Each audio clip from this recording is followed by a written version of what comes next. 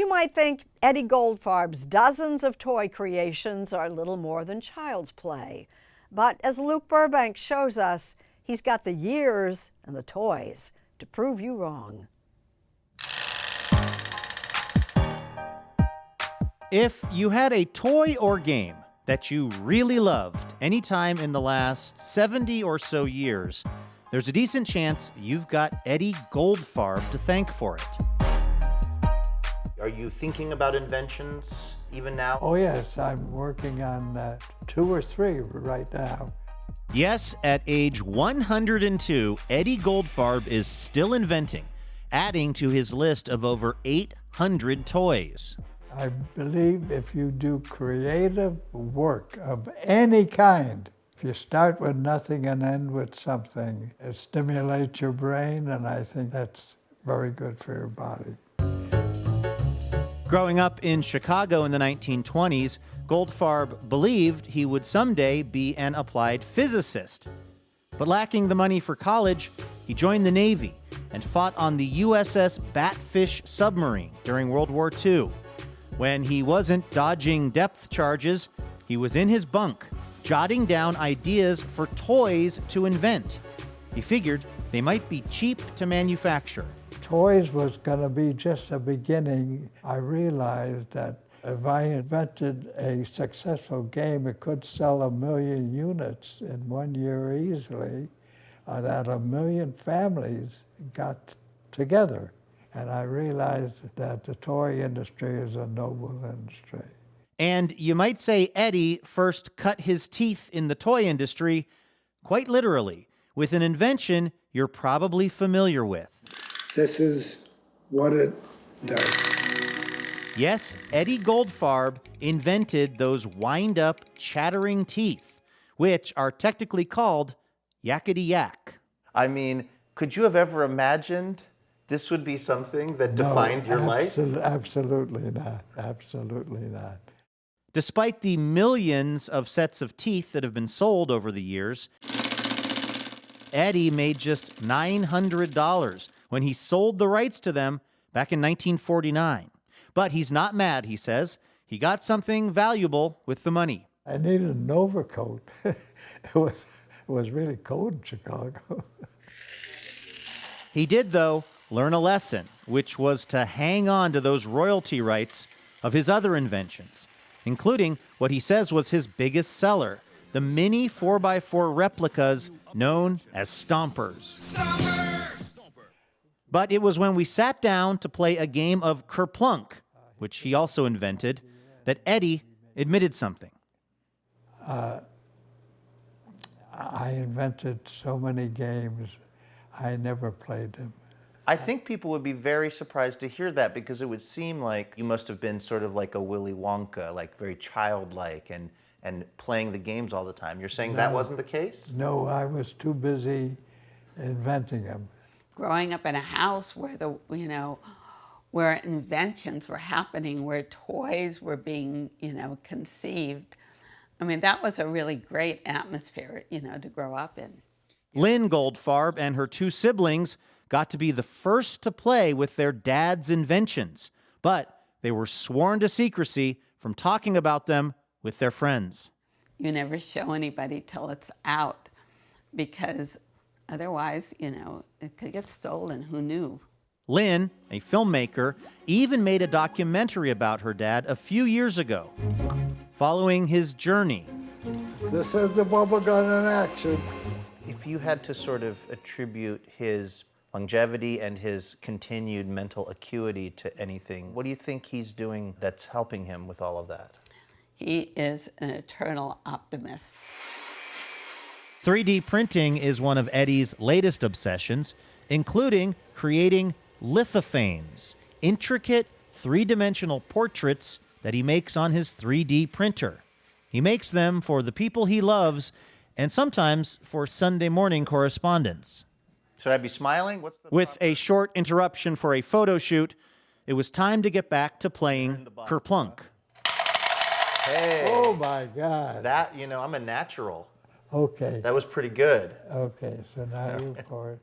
Oh, you gave me a lot of marbles. Oh, those are yours? In fact, Eddy Goldfarb still has all his marbles, you might say, and a remarkably positive outlook as he enters his second century of life. You have to be an optimist, but I also tell people you have to love rejection. Every idea that you have, you think is going to be the next big thing. Oh yeah, I think they're going to be big items, yeah. It was actually a small item from Eddy that arrived at my house some weeks later.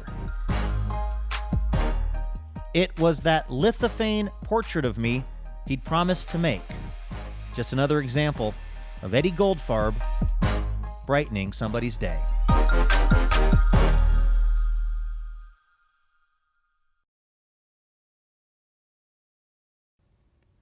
Pickleball, anyone? Luke Burbank serves up a story about our fastest growing sport. It all started more or less out of necessity. The inaugural game was this very ball. Oh, wow. This is the Cosm Fun Ball. You can see it as safety play, is the little label on there.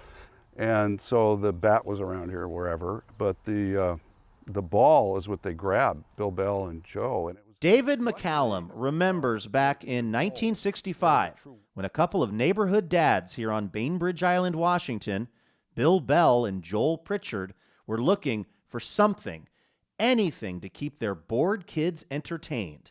They had some pieces of wood, a plastic ball, and a badminton court, so they made up a game on the spot and named it pickleball. the Pickles version of the naming is that Pickles would run around here in these bushes and grab the ball, so they named it after Pickles the dog. But there's also some speculation that Pickles was born after the game was invented, which would make it impossible. It would. While the origin of the sport's name might be complicated, the game itself was actually pretty simple. They came up and found the badminton court, which had a raised net. They had a ping pong paddle and a wiffle ball, and started trying to hit the ball, and they lowered the net and figured the game of pickleball out. Scott Stover and his wife Carol own the house and the court where the sport was invented. They grew up spending their summers just down the road and watched, like David McCallum, as pickleball took off within their tiny island community. And it started growing, very small. But they needed paddles. Not everybody has a bandsaw in their basement. So they would call Barney to get paddles. Barney was David McCallum's dad, credited as the sport's third founder. By day, he ran an envelope company. By night, he started making, with his son's help, pickleball paddles for a growing fan base, first on the island and then for the wider world, which is where Doug Smith came in. The best thing we could do is be able to have a demonstration court and then get the teachers out there. Doug's task was to try to convince PE teachers to add pickleball to their curriculum, which meant going to teaching conferences and letting them try it for themselves. The teachers would be playing all during the conference. The plan took time, but worked, taking pickleball from a game with a funny name invented in someone's backyard Pickleball's most unique stage to what is currently the fastest growing sport in America. By some estimates, nearly 5 million people in the U.S. have taken up pickleball. And that's having a profound cultural effect, from the repurposing of many tennis courts to how retirement communities are being built, to the themed restaurants, and of course, the hyper-competitive pro leagues. Jen Lucor is a pickleball Hall of Famer who, along with her doubles partner, Alex Hamner, has won 5 national championships.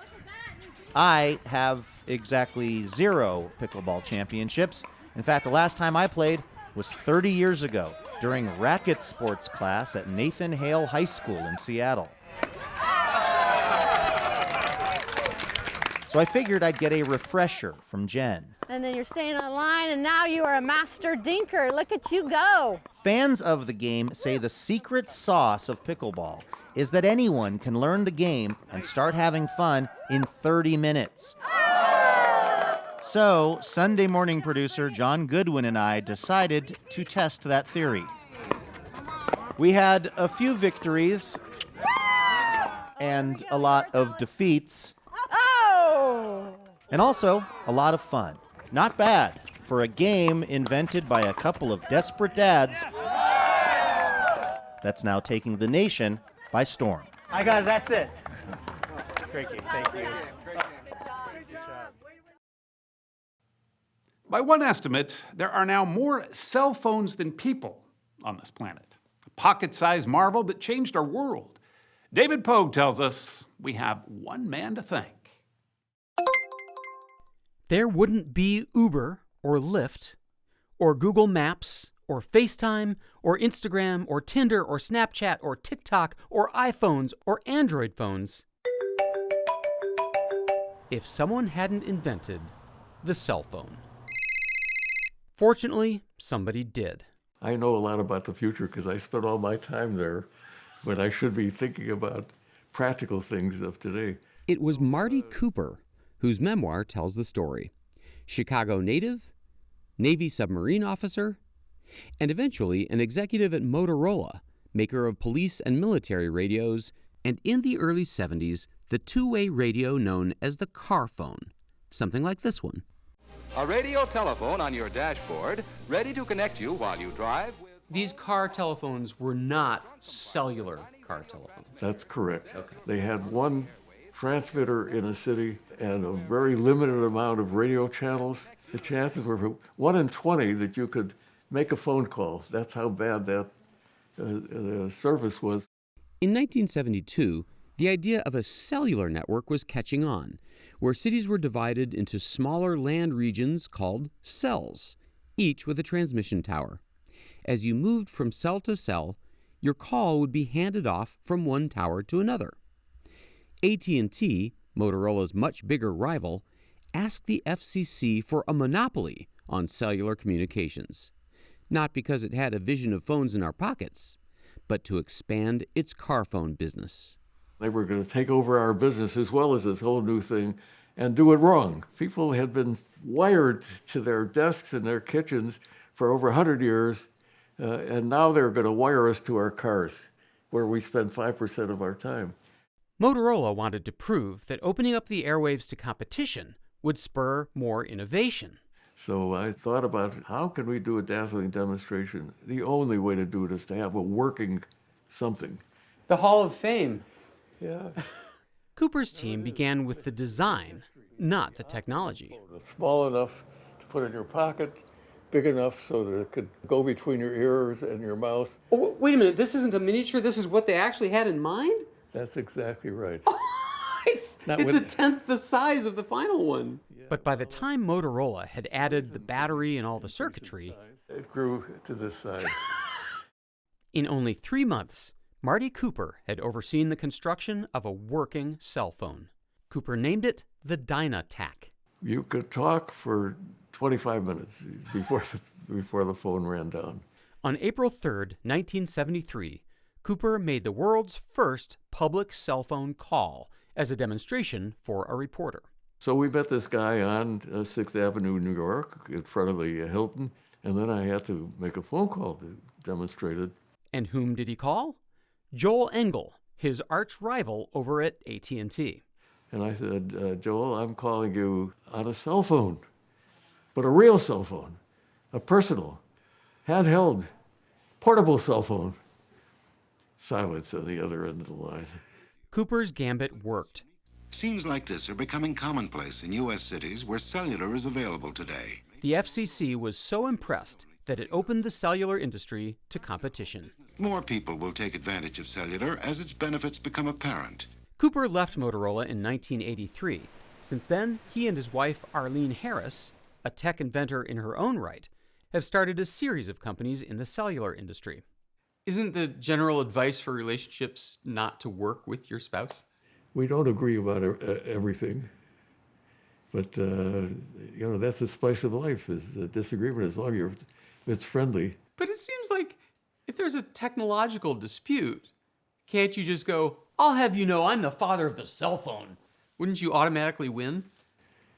No, The cell phone has come a long way, but Cooper thinks that we've only begun to tap its potential. Oh, David, we are only at the very, very beginning. We are going to revolutionize mankind in many ways. I believe that the whole process of education is going to be revolutionized. And the other revolutions that are going to happen is in healthcare. I know I sound like an optimist, but poverty is going to be a thing of the past. Already, he says, workers in poorer countries use their cell phones to move money around without needing a bank. This is stimulated entrepreneurism. People's lives are being saved. People are being moved out of poverty. Marty Cooper is a notorious fitness buff. At 92, he lifts weights and takes walks, sometimes on the beach in front of his home. But he considers mental exercise even more important. If you don't keep learning all your life, keep an open mind, soak up stuff, be curious, you lose the ability to learn. And to me, that's the scariest thing of all. As for his book, well, Hollywood has already bought the film rights. Who's gonna play you in the movie? I was hoping that you would do it, David. You're the only star that I know. Have your people talk to my people. Yeah, right. I love it.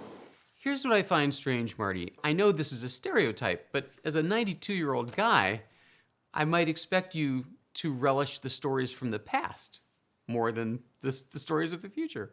Well, I have observed that things in the past have continued to improve. You know, people are richer today, they are healthier today. We've still got a lot of problems, but there's no reason to think that we aren't going to keep improving.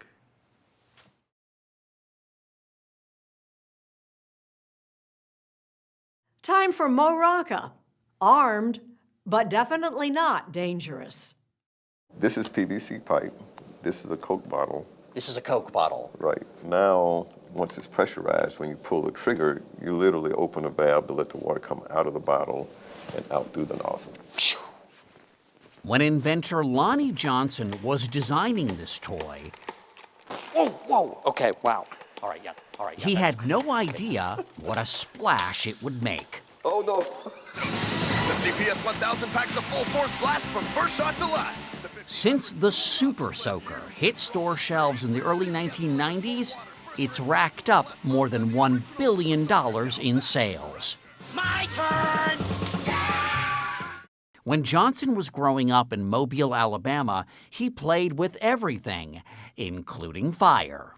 One of my fondest memories actually was when I was mixing rocket fuel in my mother's kitchen. Fire and smoke was spewing out of the pot. When my parents realized what had happened, they told me that I would have to mix my rocket fuel outside from now on. So they just simply admonished you and said, Lonnie, please stop using the stovetop as a launch pad.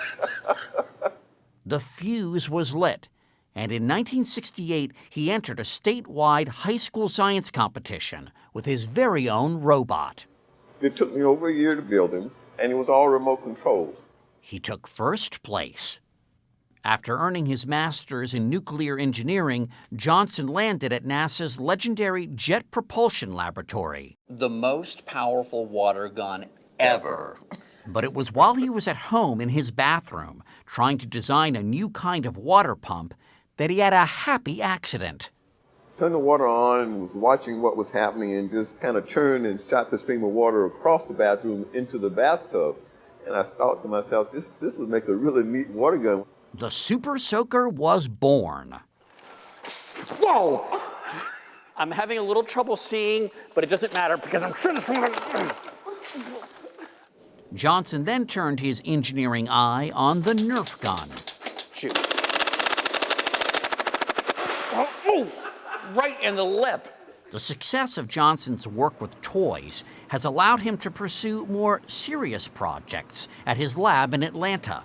So conceivably, one day this technology could be used as a wearable garment that will charge your cell phone. This one, called the J-Tech, is an ambitious project that Johnson hopes one day allows the conversion of heat into electricity. Press the button. Lonnie Johnson was inducted into the Alabama Engineering Hall of Fame in 2011. Was your mother there when you were inducted into that Hall of Fame? Yes. Did you ever buy her a new saucepan? Well, I did remodel her house.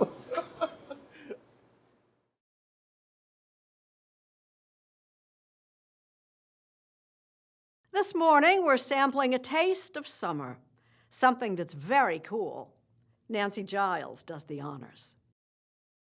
Yum, yum. Popsicle is pure. Yum. Popsicle is wholesome. Yum. On a hot summer day, who doesn't like a popsicle? It's popsicle. Yes, it's delicious popsicle. And But did you know the original popsicle sprang from the mind of a 10-year-old boy named Frank Epperson? Back in 1905, on an unusually cold San Francisco night, he had some kind of soda mix in a glass, and for experimental reasons, he decided to leave it out on the porch overnight. Kathleen Epperson is Frank's granddaughter. In the morning when he came out, it was frozen solid. And so he took it out, and that was the beginning of the popsicle. He would have to grow up before he patented the idea. Yes, the popsicle had a patent in 1924. He called it Epsicle, Ep for Epperson, and sickle because it looked like an icicle. But his 4-year-old son, George, came up with a catchier name. So he ran up and he put his arms around his father's leg and he said, "Pop, Pop, can I have a sickle? I want a popsicle." Oh, I love that. Frank took his popsicles to San Francisco's Neptune Beach, the Coney Island of the West. You know, each week it'd be a different kid going in and asking for a popsicle. And the guy would have to say, "We don't sell popsicles." And then after several weeks of different kids asking for popsicles, my grandfather would go in and say, "Can I interest you in selling popsicles?" That is marketing genius. Then the Great Depression hit, and he was forced to sell all his rights for $50,000. What I can tell you is that we make over 2 billion popsicles per year. Russell Lilly is a senior marketing director at Unilever, parent company of Good Humor Breyers, which is the latest company to make popsicles. I have here one of your magical double pop. The Double Pop, once discontinued, now the height of cool. Its return championed by the likes of Justin Bieber. Since there's no one in the room to share this with, I guess I'll have to have it myself. I won't tell anybody. Thank you. And creative folks are still being inspired by Frank Epperson's original idea. We saw the need for it, and we went for it. Khaled Hamid and his wife Shelley created Island Pops in Crown Heights, Brooklyn. Look at that! 5 years ago. Everything that we do is handmade, small batch, made with love and based on memories that we have acquired growing up in the Caribbean. Both came from Trinidad, and it was Shelley's craving for the flavors of her homeland that inspired them to open this family business. We saw the need. We saw the need for the island experience, the island authenticity. You know, like a vacation in a spoon, I would say. You know? A vacation in a spoon. It really does take you away. Oh my God, that is like so pineapple. A vacation. Party! Woohoo! And these days, Oh, that's good. isn't that what we all want? I don't know what else to say. Let's turn on the music and start dancing.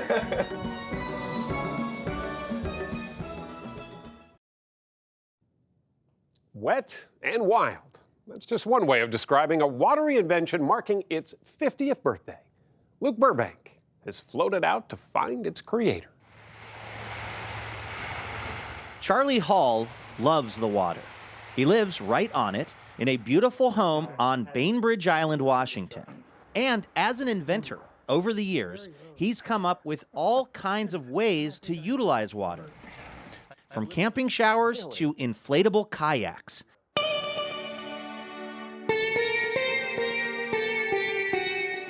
But it was his very first water-related invention that changed America forever. Is this the first time you've done an interview like this?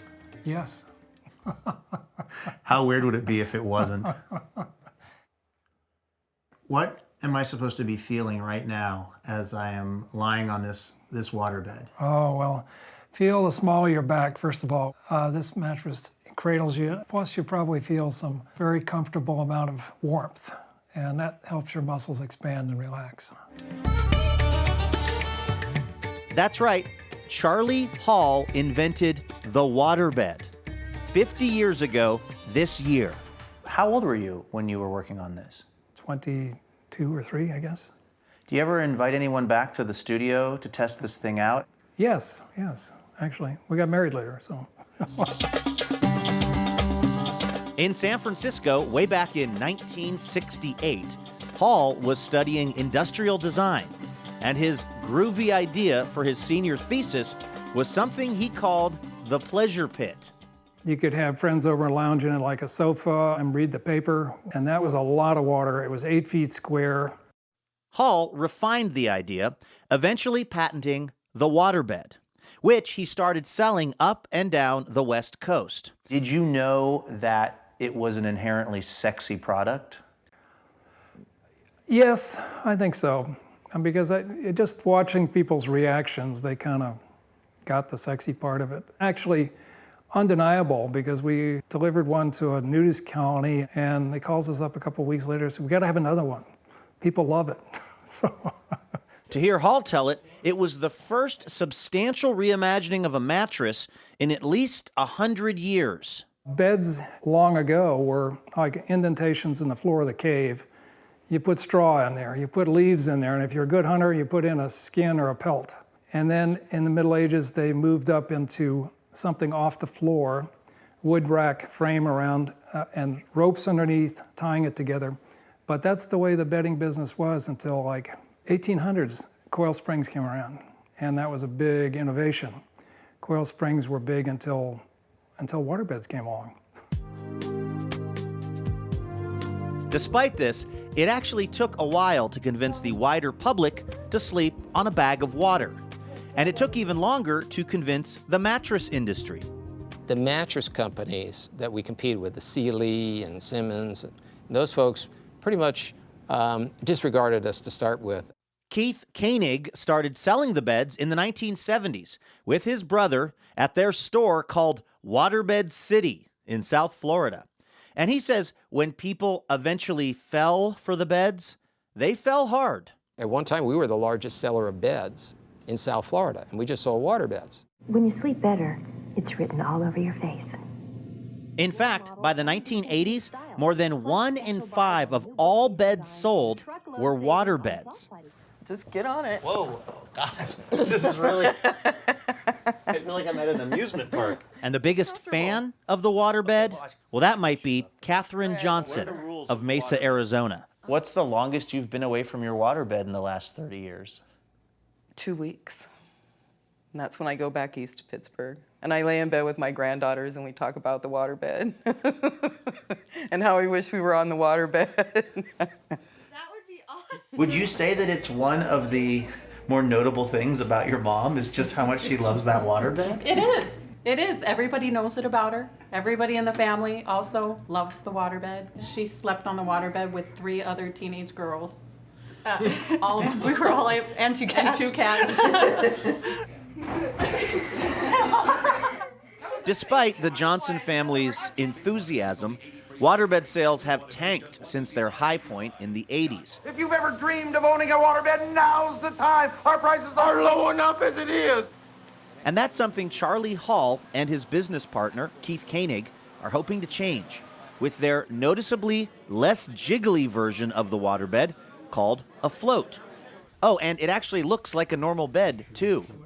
Charlie Hall let me try one out in one of his bedrooms. I've been fighting the urge this entire interview not to doze off, which I guess is a kind of a rave review for this waterbed. Yeah. Hall's new and improved mattress had its grand debut this year at Koenig's store, which is now called City Furniture in Florida. I used to have one years ago. And while it's still unclear if Americans are ready to fall back in love with the waterbed, for those considering it, waterbed enthusiast Katherine Johnson has a message. What would you say they're missing out on, someone who's never been on a waterbed? Besides a good night's sleep, just fun. It's almost like being a little kid again. It's just such a good feeling. I think there would be a lot happier couples, whole lot less aches and pains. It's a religious experience. This small chip does what it used to take a huge computer to do. Its story dates to a year that David Pogue reminds us isn't exactly known for its good times. In many ways, 1968 is famous for its tragedies, assassinations, conflicts, and war. But 1968 also gave birth to something amazing, the era of fast, cheap, ubiquitous electronics. Because 50 years ago, this past week, 2 middle-aged engineers quit their jobs to start a new company called Intel. In 1968, Gordon Moore dropped by Bob Noyce's house. Bob was mowing the lawn. They were discussing the state of their current jobs, as well as the possibility of a new industry. Elizabeth Jones is Intel's archivist. She runs the Intel Museum in Santa Clara, California. And apparently Bob said, yeah, that's a good idea. He did, and on July 18th, 1968, Intel was incorporated. At his previous company, Fairchild Semiconductor, Noyce had co-invented the integrated circuit, a way to etch all the circuits in that era's room-sized computers onto a tiny slice of silicon. We have Intel's first product. It's a memory chip called the 3101. Okay, and before that, how did they make memory? It's this larger device up on top called core memory. Smaller also meant faster and easier to make. This plant near Portland, Oregon, one of Intel's oldest, is what a chip factory looks like today. No TV crew has ever been allowed inside before. Do you have this in a khaki? No, I'm sorry. Aisha Evans, Intel's chief strategy officer, showed me how to put on the so-called bunny suit. That's her on the left. I did take a thorough shower this morning. Why was all this necessary? We want maximum purity as the material is being assembled. Each shiny round sheet of silicon fits about 500 identical chips, which will be cut apart and installed into the microprocessors, the electronic brains, that control just about everything in our lives with an on switch. Each chip is etched with impossibly small channels of circuitry, only 10 millionths of an inch wide. And so, who gets to etch those tiny, is it some little Swiss watchmaker with a magnifying glass? Robots. So how would you say the making of silicon chips has changed in 50 years? You know what? The basic principles and fundamentals haven't changed at all. Just a lot more automation, a lot more complexity, and also more layers. I see, and that's to get more circuitry into less space. That's exactly right. Getting more circuitry into less space is the whole point of Moore's Law. That's Gordon Moore's prediction, way back in 1965, that we'd be able to double the amount of circuitry, meaning power and memory, that can be crammed onto a chip about every year and a half.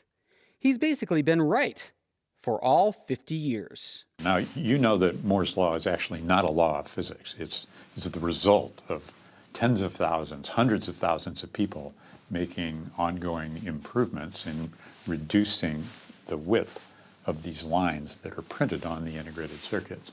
John Doerr started working at Intel in 1974. Today, as chairman of Kleiner Perkins, he's one of the world's most successful venture capitalists. Yeah, someone once said if this applied to automobiles today, cars would cost a few pennies, they'd get thousands of miles per gallon, and we wouldn't even remember where we parked them. We'd just leave them there again and get another one. In the beginning, Intel made computer memory, chips for storing information. But things really took off in 1971 when Bob Noyce invented microprocessors, that is, chips that could process information. And then, with this tool for modern times, IBM came along. IBM chose to base its personal computer on Intel's architecture. And had IBM chose some other company's chip, Intel probably wouldn't be here today. The makeup of the company started with the founders. And they said these simple words back 50 years ago: Don't be encumbered by the past. Go and do something wonderful. Bob Swan is Intel's interim CEO. And there's another saying that associated with this company, which is only the paranoid survive. We're always looking, always worried, always curious. Who's doing something else?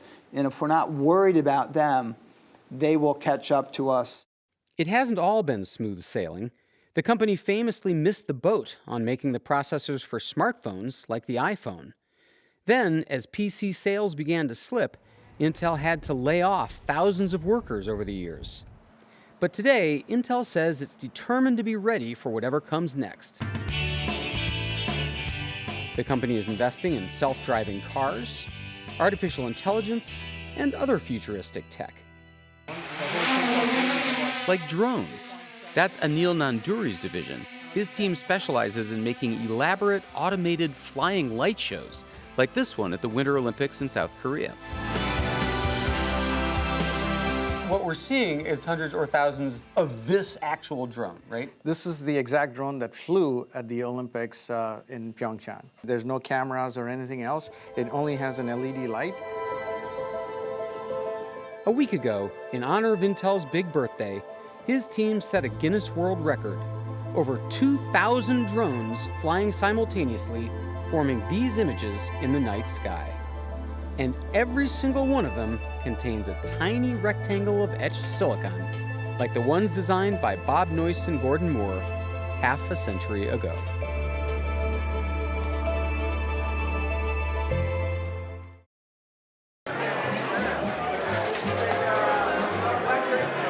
Welcome to the glamorous and strange world of inventor and Harvard professor David Edwards. Not long ago, Edwards' latest creation, the Laboratoire, opened in Cambridge, Massachusetts. It's a design center, exhibition space, and futuristic restaurant and bar all in one.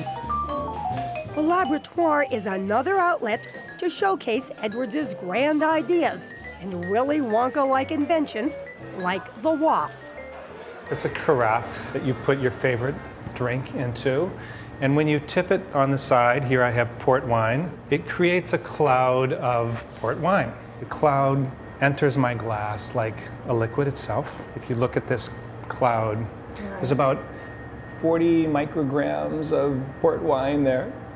And I can actually sip this out with a special straw.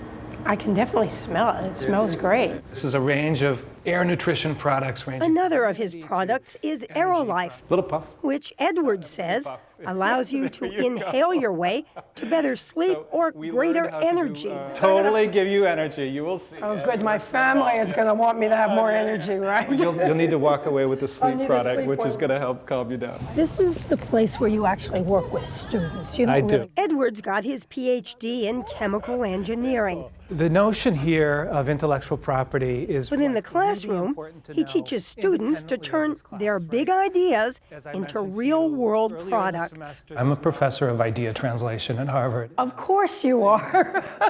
He began his career by creating a company which came up with designs for inhalable medicines and vaccines.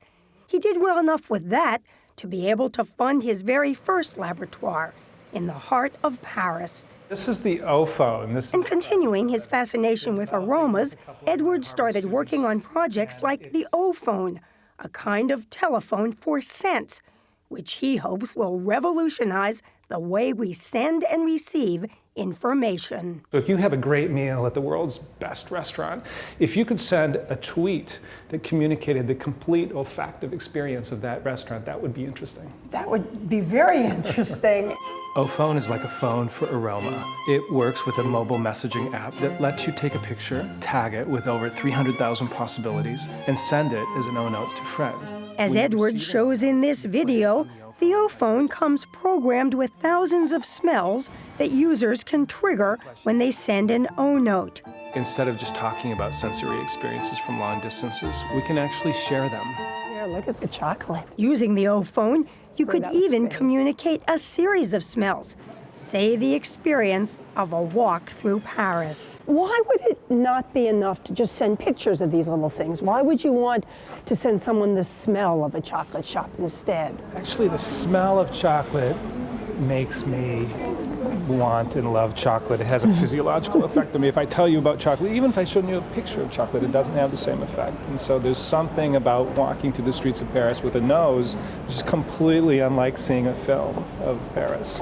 Edwards admits that the O-phone could cause a real stink in the wrong hands. Are you worried about this having bad uses? You know, people sending each other unpleasant aromas as an insult, or if the guy dumps you, you send him something that's appropriate in your mind? Absolutely. We can't do anything really that potentially changes the world and not have the potential that it will be used in a negative way. Things can go wrong, and you probably can get a bad odor message from your ex-boyfriend. Still, if Edwards has his way, the O-phone may be coming soon to a store near you. And if that's not cutting edge enough, consider another of his big ideas, what he calls the Wiki Pearl, a scoop of frozen yogurt in an edible skin. I like that. I like that. What we're really interested in, Rita, is eliminating plastic in food packaging, but we're moving on to other kinds of food products, ranging from water to juice to yogurt to cocktails to desserts. So I get like a cocktail in a little pellet like this? You could get like a grape. It's like a grape of vodka, absolutely, which you could have in the freezer, or you could have grapes of wine that are in a bottle, and so you can then take these little portion control grapes of wine. What's really interesting too Sounds is that good to me. It is good. So if you'd like to sip one of David Edwards' fanciful cocktails, just sidle up to the bar at Le Laboratoire in Cambridge, and after a few cocktails, you might even be inspired to pursue your own big idea.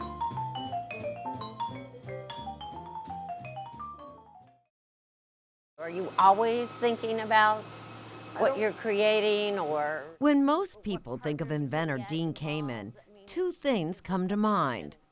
The Segway, his personal transporter, and these headlines from 2010. You know, there are some people who think you're dead. Yes. It was actually British businessman Jimmy Heselden who tragically drove a Segway off a cliff in northern England, less than a year after buying Dean Kamen's invention. So we can clear this up right now. You we didn't ride your Segway off a cliff. You're here, live and well. Yes, I am still healthy. Which is a good thing, especially for the hundreds of millions of people throughout the world without access to clean water. 50% of all chronic human disease would go away. You would empty 50% of the hospital beds in the world if you just gave people clean water. When Dean Kamen sees a problem, he and his team of engineers based in Manchester, New Hampshire, work to solve it. Hence, the Slingshot, a portable water purifier. Any kind of water. Any kind of water. With pathogens. With pathogens, with organics, inorganics, chrome, arsenic. Feces, human feces. Doesn't matter. It's named after the weapon the biblical David used to deal with the problem of Goliath. As shown in a new documentary called simply Slingshot, Kamen's team has already successfully tested a small number of these devices in villages in Latin America and Africa.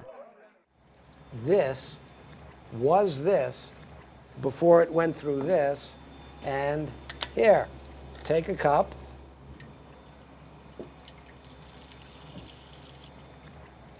It's good water.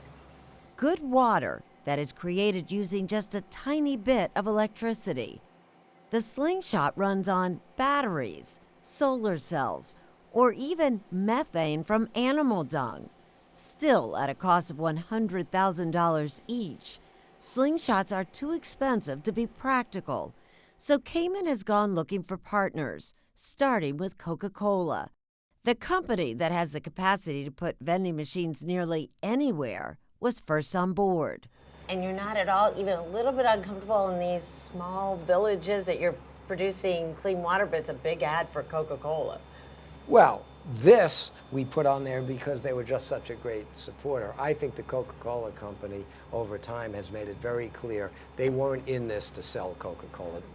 Dean Kamen holds more than 400 U.S. and foreign patents.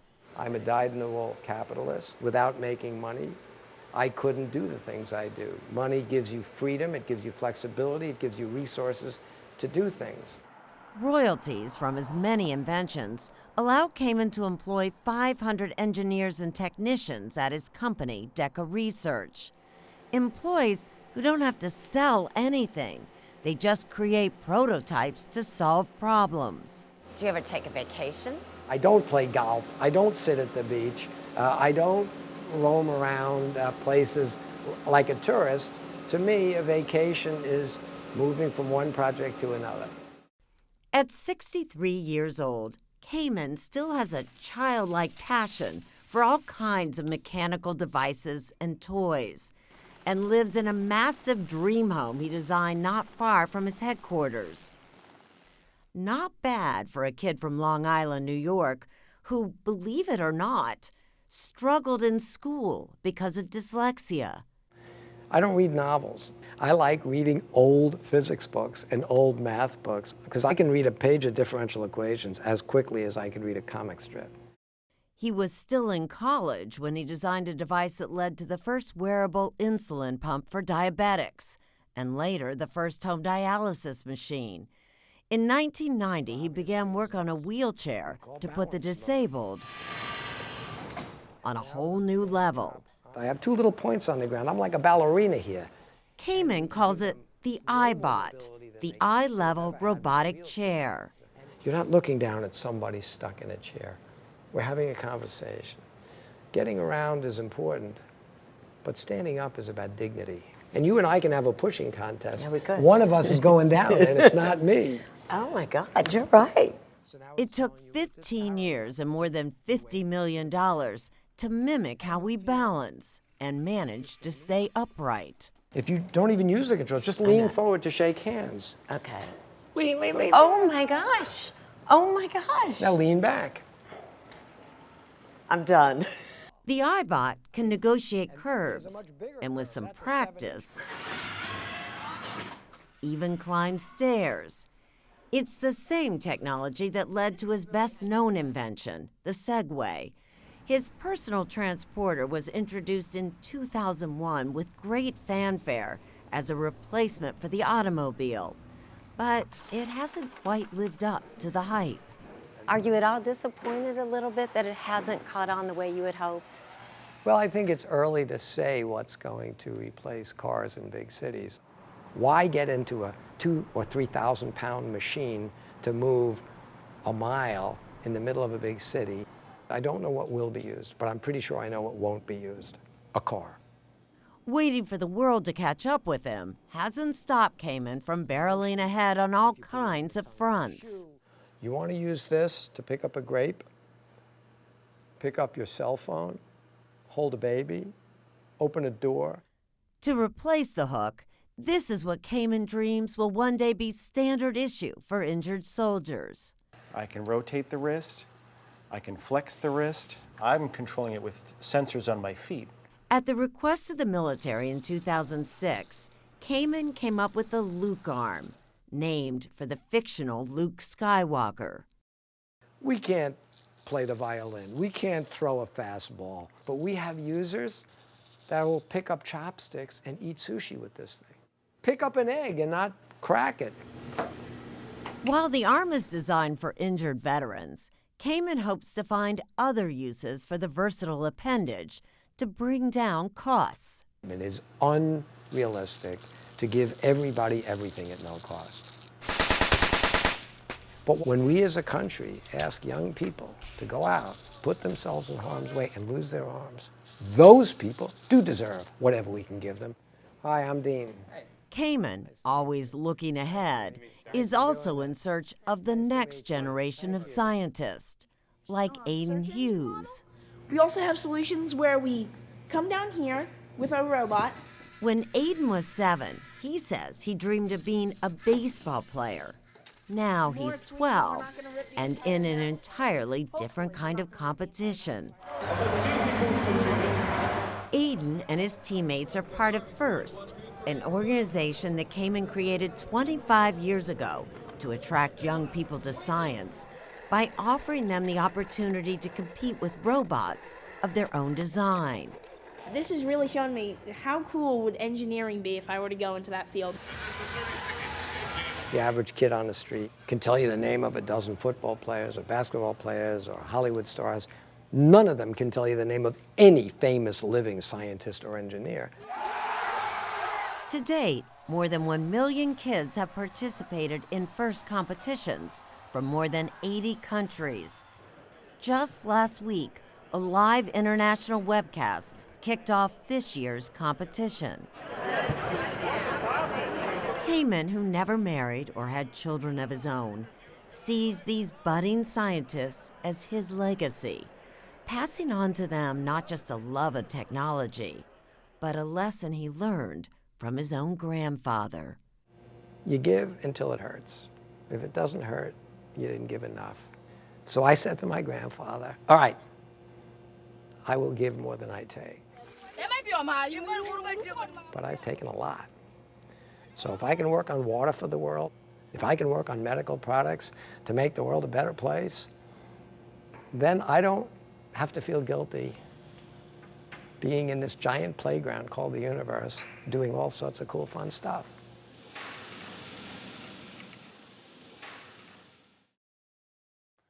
Today's quirky idea may be tomorrow's must-have product. That's the idea behind the company Serena Altschul now takes us to. For those of you whose first quirky product evaluation this is, please raise your hand right now. Newbies, there's a couple of ground rules. With all the beer and laughter, it looks a lot like a college improv show. But this weekly meeting in New York City is all business. Should Kevin Shea be a quirky inventor? Raise your congratulations, Kevin. We like to say the best ideas in the world don't come from the boardroom, they come from the living room. Polarity sensing jumping cables! Yes. It's an unusual approach for a consumer products company that brought in $48 million in revenue last year. Unless, of course, that company is quirky. Good ideas should be out there because they're the best ideas, not because they're the ideas of the people that somehow have the means to be able to do it. Quirky manages an international online community, some 900,000 strong, that submits, tweaks, and every Thursday night votes on all sorts of product ideas. And what they vote on gets made. The site gets up to 3,000 new ideas a week. We're all creative people, right? It's hard to get through a dinner without someone saying, oh, wouldn't it be cool if, or I've got an idea for, and Quirky really captures that and gives those people a chance for the first time literally ever. The quickest we've gone from a Thursday night to a retail store is about 29 days, and that was with pluck. The company is the brainchild of Ben Kaufman, who started it 5 years ago at age 21. So you're drawing a switch? Yeah. The company started with a 3-word mission statement to make invention accessible. What's usually inaccessible to most inventors are all the important steps after that aha moment. And that's where Quirky jumps in. With constant feedback from its vast online community, the Quirky team actually designs, markets, patents, and manufactures the invention. Most companies' R&D centers like this are hidden behind locked doors where you need security clearance. Right. For us, you walk in and you can't miss it. Great job. If a product makes it to the retail shelves, 10% of the revenue is shared with the inventor and every member of the website who helped along the way, whether it was voting on a color or even picking a name. Last year, Quirky's Inventors and its online influencers shared $3.8 million. People that don't know a lot about it, the invention process, often are like, well, that doesn't seem like a lot of money. Right. And I just say, find a better deal. Not in a cocky way, but just a better and more cost-effective way to bring your product to life. What are these little copper things? The company currently has more than 100 products on sale in stores like Target and Best Buy. Take this one. I was a tad skeptical about this citrus sprayer called STEM. To me, it looked like a lemon. I'm definitely going to say if I were in the crowd, I would say I love the idea, but it's ridiculous looking, and I can't imagine that it keeps working. Well, I've seen you spray it like 10 times. I don't keeps on know. working. It's hard for me to believe. And then you just put this Still back. don't believe me? I believe you. So I'll just keep going. I love you. From rubber bands with hooks to hot dog slicers, the ideas that get made into quirky products can seem a tad quirky, but some are downright practical. As I'm driving along, I'm looking at these buildings, and each of these apartments seem to have an air conditioner sticking out of the window. And I started to wonder about how they manage that air conditioner. Garth and Leslie of Columbia, Maryland, was struck by inspiration during his morning commute. And then I started thinking, wouldn't it be great if there was a way to actually control that and be able to turn it on just prior to my returning? The idea could have remained forever trapped in his notebook, but he submitted a proposal to Quirky, and within a few months, the company, in partnership with GE, unveiled this, a Wi-Fi-enabled AC unit that can be controlled via smartphone. The big thing for me is seeing that real live product that I could actually touch. And actually, I think when I did see it, I went up, I put my hands on it. That is fantastic. Just to get that feel of, there was an idea I had, and now it's a real live product sitting on this table. Garth and Leslie's air conditioner is on sale now. Garthen's probably going to make, he'll make, I don't know, close to $1 million this year, close maybe $750,000. You know, this is one of those things ahead of time, we're going to hit this out of the park. And I've been wrong before. So whether you're a student, engineer, or stay-at-home mother of invention, Is this Crafties? Yeah, pot power. Oh, nice. Look at that. Ben Kaufman and a very quirky community are banking on your next big idea. Good job, dude. Right on.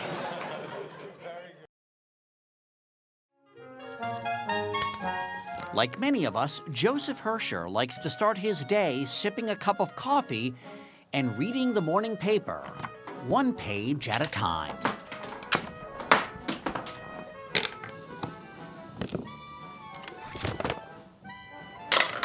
The whole message in my machine is that you can take everyday objects around you and reimagine them and see what else they can do in a way that everybody can understand, so that people start to see the potential delight in the world around them.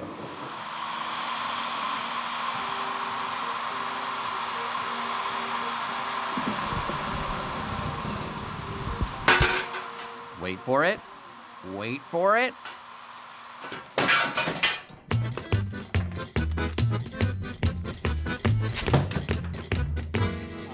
Joseph Herscher is one of the judges at the annual Rube Goldberg Machine Contest. We have electrical, chemical, kinetic, sound, hydraulic, and gravitational energy forces at work in our machine. 7 teams of gizmo geeks make that college engineering students, descending collapsible contraptions in tow on the Columbus Science Center in Ohio. How far did you guys come for this? So we came from Tucson, Arizona. It's 1,900 miles, so about a 28-hour drive. Their goal? This year's task, hammer a nail. Hammer a nail. Sounds simple, right? Not exactly. What's gonna happen is the moon's gonna hit the ladder, which will start the lawnmower. Through a few mechanisms down here, it'll release some golf balls. It's complicated. Very, very complicated. That hits the mousetrap, which closes the prosthetic hand around the hammer. Just as Rube Goldberg would have wanted. Never heard of Rube Goldberg? Well, look him up. He's in the dictionary. Rube Goldberg, adjective, doing something simple in a very complicated way that is not necessary. Isn't it sort of the opposite of what engineering's about, which is about making things more efficient and work better? In that sense, yes, it is. Completely opposite. Though he won the Pulitzer Prize for political cartooning in 1948 with this very serious drawing, the comics that made Rube Goldberg a household name were comically inefficient inventions. Well, folks, there she is, the Rube Goldberg door opener upper. How does this door opener upper really work? It's very simple. You see, waiter places cat B on pile of dirty dishes A. Now, cat B sees mouse C. Of course, this is a stuffed mouse because he must be used for the next waiter. Now, cat jumps on mouse C, causing lever D to lift lighted candle E, which ignites fuse F and sets off bomb G, opening door H very gently. It's all very simple. And so are you if you think it'll work. Cartoons like that caught on big time. Race your mouse around the board, building a mousetrap as you go. But for many of us, a 1960s board game was our introduction to Rube Goldberg.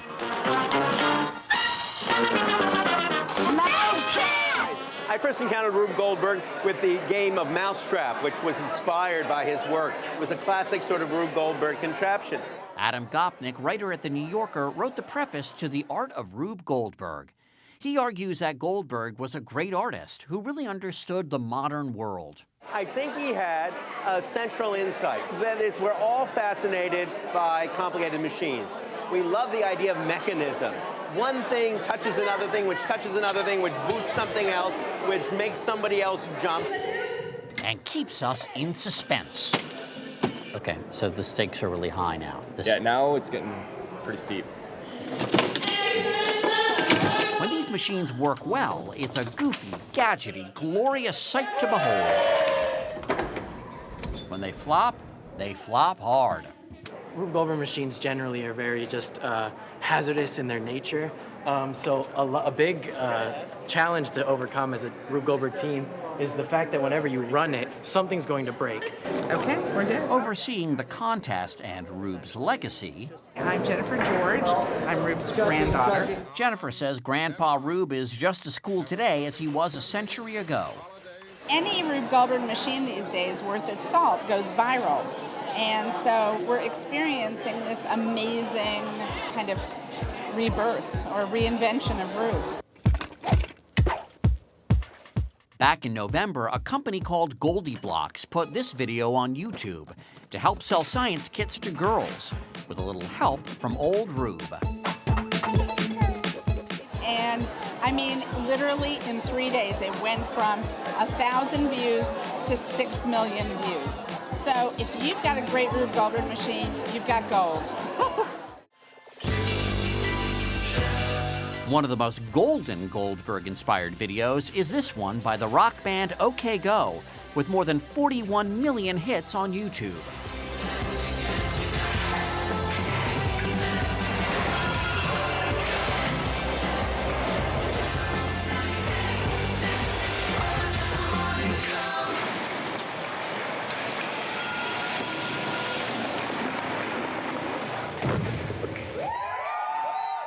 But Jennifer says her grandfather's true heir apparent, make that hair apparent, is our page-turning friend.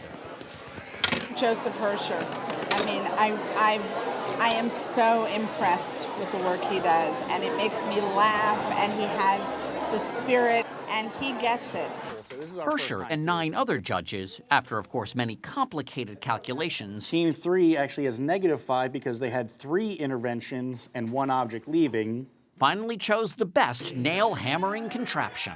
The first place is Washington University in St. Louis. Their secret weapon? The Post-it Slinky. Before you know it, this will be Division 1. Division 1 Rube Goldberg.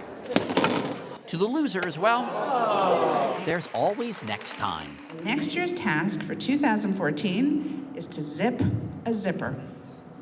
There's your assignment. A word of advice? Don't keep it simple.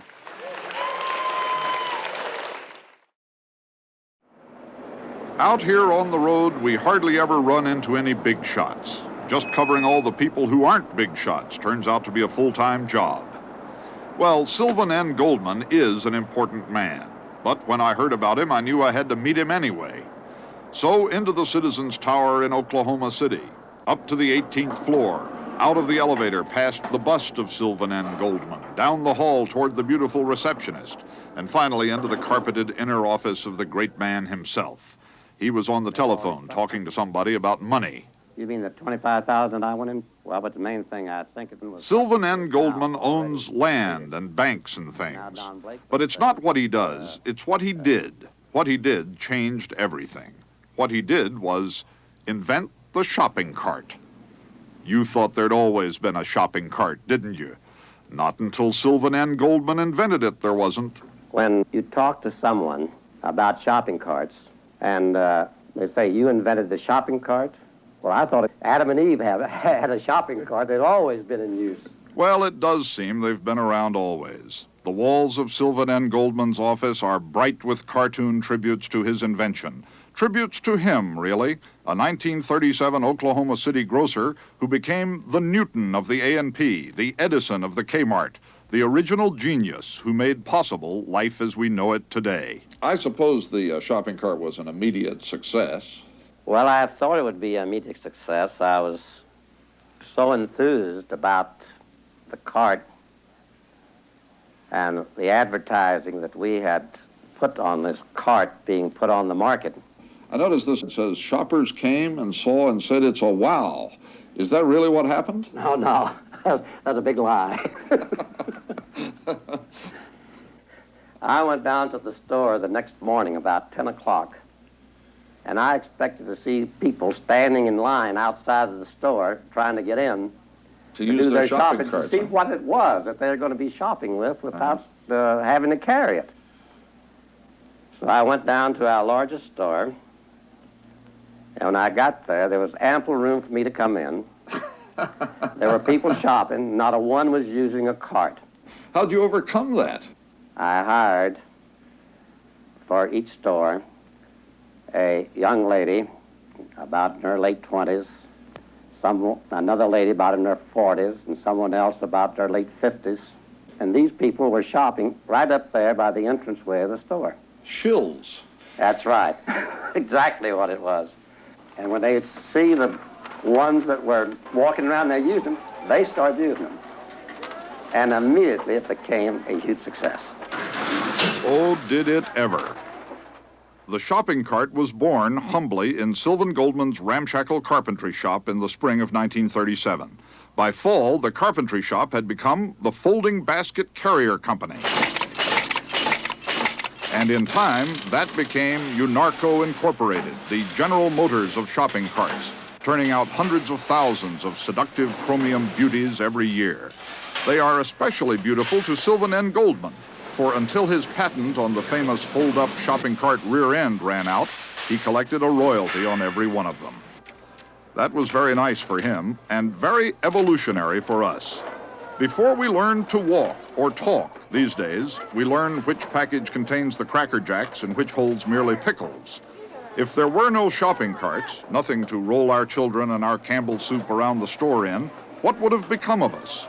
There might never have been a supermarket. There might never have been a giant economy-sized Kellogg's Rice Krispies. It boggles the mind. Consider the case of Kevin Ray Keesley, 21 months old. We met Kevin at the Safeway. He had a pacifier in his mouth and a box of Lipton tea in his hand. His folks say Kevin likes television all right and playing with the other kids, but what he really goes for is the big shopping cart trip. The supermarket is Kevin Ray Keesley's kindergarten, sideshow, and merry-go-round. Thanks to Sylvan N. Goldman, the grocery store is big business, and Kevin Ray Keesley is a happy kid. And to think, way back there in the beginning, nobody felt it was going to work out this way. Almost everybody but you thought women were going to go on shopping with a basket on their arms forever. That's right. I guess so. And the first carts looked like that. That's it. Let me have that basket, and because there's a lot of people who won't even know what the basket is like. This is how the housewife carried her basket. And then she would do her shopping. If it wasn't a basket like this, it was a wicker basket that had a... And you see, in this way, all we did was take the same basket they'd been used to shopping with and put it in there. And if they were just filling one, filling two was doubling the amount of sales that we were getting, so there's no need of trying to make still bigger baskets. Here you are, sitting up here on top of the world, or at least on top of Oklahoma City, with a magnificent view, obviously a rich man. Was it shopping carts that made you rich? Well, they didn't make me poor. It must give you a feeling of some pride to realize what you did. You revolutionized a big section of American life. I think that any time that you have something that you originate and it becomes as successful in its use as a cart has, you cannot help but look at it in pride when you find it in such way outlandish places that you had the slightest idea on God's green earth ever finding anything like a shopping cart. In a way, it occurs to me, these enormous supermarkets we're all so familiar with today would have been impossible without the shopping cart. Oh, yes. Some of the larger users of shopping carts are these discount houses, where they have groceries with all these other merchandise. A lot of them will use 2 or 3 times as many as a larger supermarket because of the enormous size area that they have to cover. Got so it just isn't a grocery shopping item. It's a public shopping item for the public to use in most places they go into. Sylvan N. Goldman knew what he was doing. Don't give them 1 basket if you can give them 2. Don't make it hard for them to shop if you can make it easy. Here is a man with 1 lettuce, wondering what else he ought to buy. Keep looking, sir. You'll find something. You have a shopping cart in your hands. And that is the other thing that Sylvan Goldman knew from the beginning. Nature abhors an empty shopping cart. What would our country be like if you'd never invented the shopping cart? Oh, I'll tell you, it'd be just like it is now because somebody else would have.